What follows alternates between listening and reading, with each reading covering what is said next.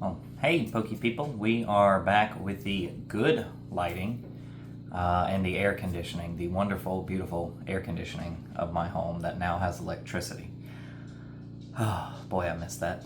Anyway, so I have been working on some Stellar Crown updated deck lists. I've got a challenge next weekend that I plan on going to, and then next month of October, there are like 3 to 4 cups that I'm gonna try and go to. You know, if I win one, I probably won't care to go to another one.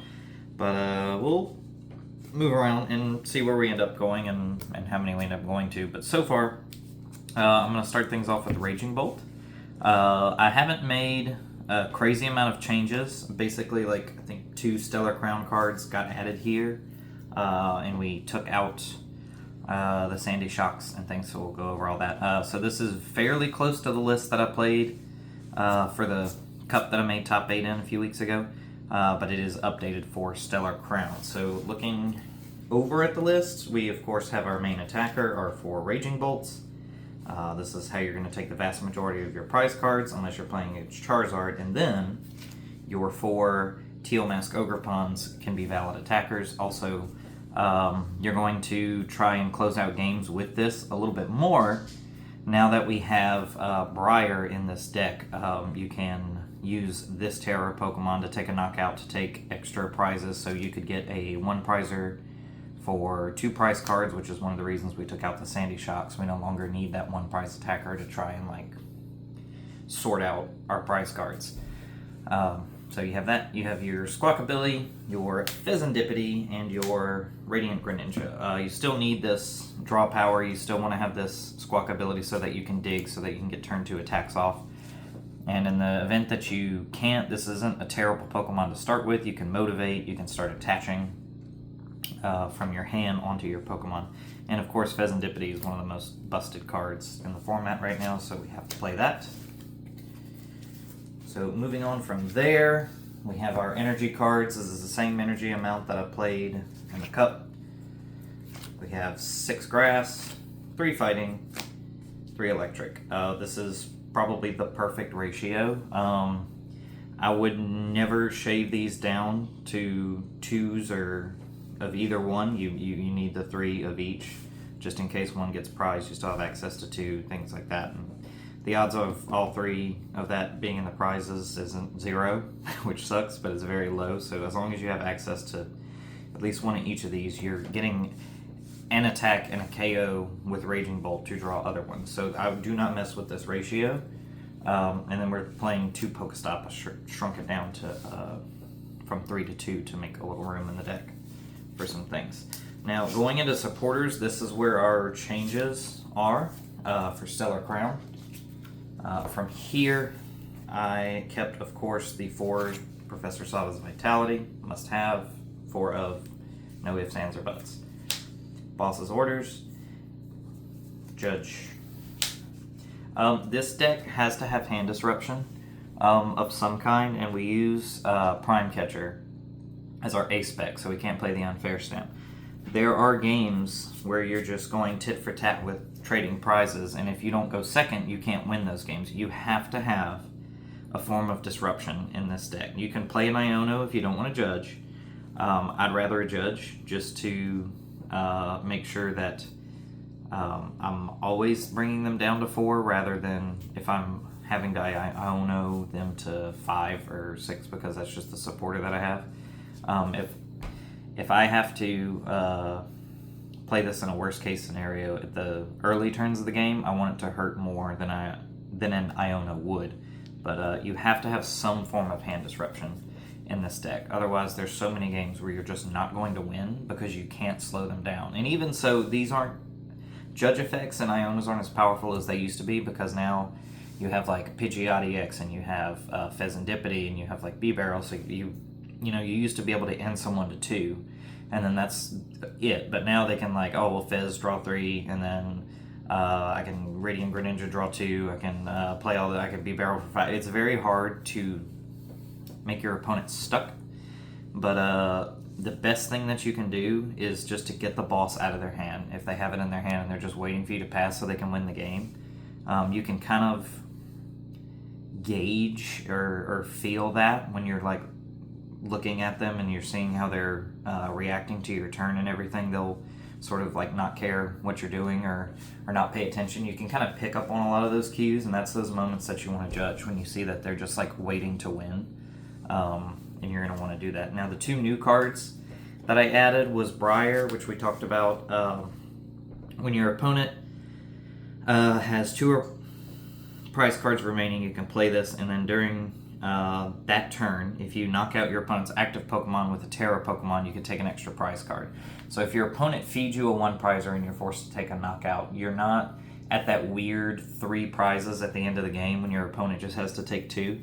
You can knock something out after playing Briar with your Teal Mask Ogrepon, and you could take 3 prizes if it's like a Charizard and you're hitting for weakness, or even if you just load down on a Teal Mask and swing at the end for it. Or if your opponent tries to feed you a one prizer when you only have 2 left to take, so that you can't win the game and you're out of gusting options, you can play Briar to take that extra prize off of the one prizer for the game.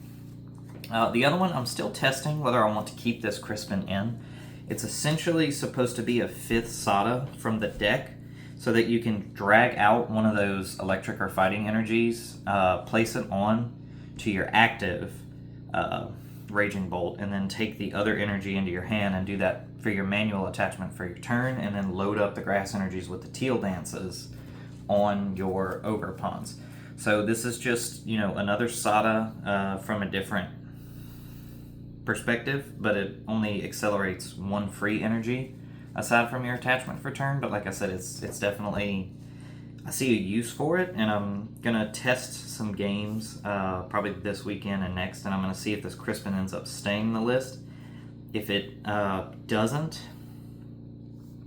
I will probably swap it out for, I don't know, maybe, I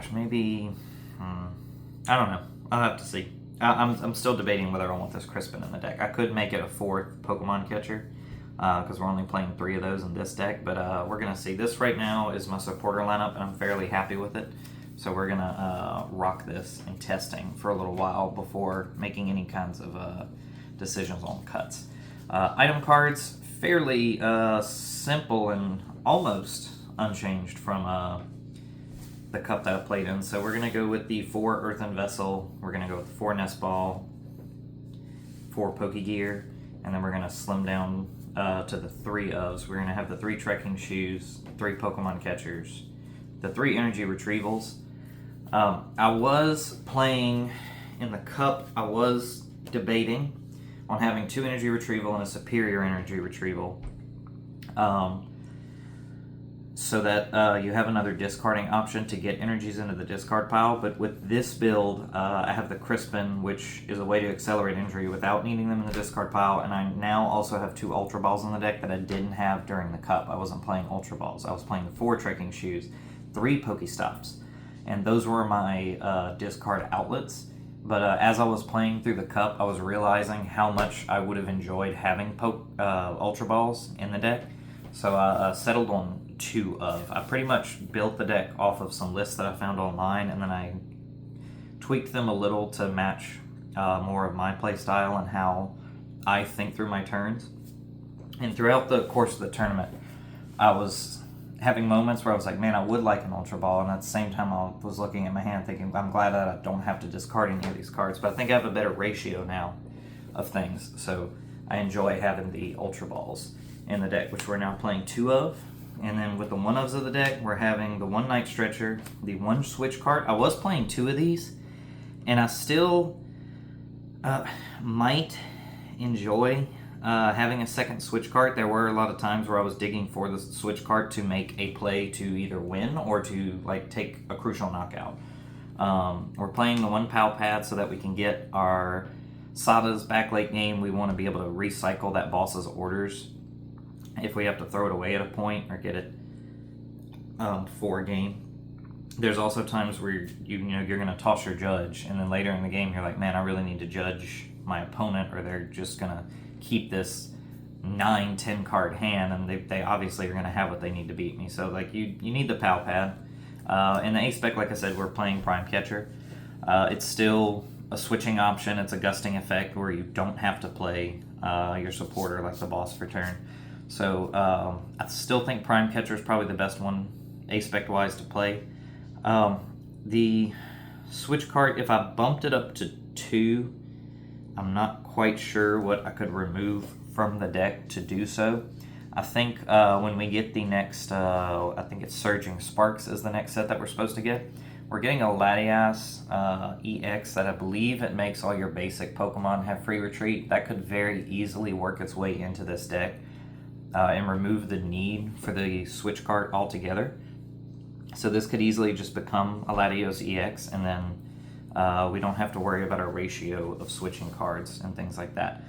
Outside of whether or not Snorlax would retain viability, and then you would need switching options for that. But that's definitely something that like you're probably not going to come across a lot of unless there's like one person at your locals that plays it. And then even if that's the case, I wouldn't build your deck around that. Just, you know, take that bad matchup, or maybe just hope you avoid playing that person. And if it's just one person and it's one deck that you have a bad matchup against, it's really not worth changing the consistency of your deck over, which is a very helpful tool for anybody new to the game or trying to become more competitive. Is that with the types of decks and variants that they have out there, it's good to just accept not having a good matchup against one thing instead of lowering the overall consistency of your deck. Trying to like put in cards for like, oh, well, if I play this, I want to have this, this, this, and this. Well, now all those cards are dead and useless in every other matchup, and that's not what you want. You want your deck to function as quickly and as consistently as possible, and you want to make sure that what you're trying to do gets done every single game, which you can't make happen all the time. There's variants with prize cards, with, you know, how the deck's shuffled, how it gets cut, and sometimes you just don't get what you need, but you want to give yourself the best opportunity for all of those things. So that's it for this deck list. Thank you guys for watching. We're gonna make a couple more today, and then I'm just gonna probably upload them a couple days apart, let you guys all digest, and we'll see which one of these ends up coming out first. I have a list for Raging Bolt, I have a list for Charizard, Dragapult, and I'm probably going to try and get together a Palkia list. Even if it's not completed, I'll probably proxy it out just because I think Palkia has really good legs in the new format, and I want to go over it because you'll probably play against a couple of them. So thank you guys for watching the video, and I'll catch you next time.